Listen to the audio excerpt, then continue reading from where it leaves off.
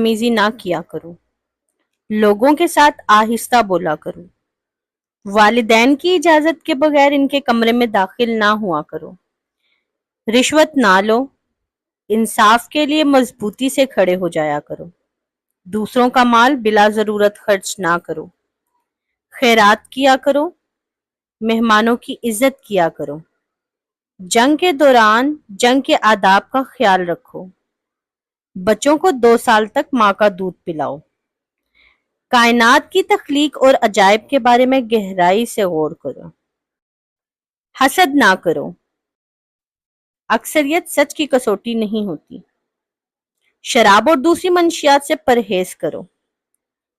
نماز کے وقت اچھے کپڑے پہنو، لوگوں کو دانائی اور اچھی ہدایت کے ساتھ اللہ کی طرف بلاؤ، اجازت کے بغیر دوسروں کے گھروں میں داخل نہ ہو،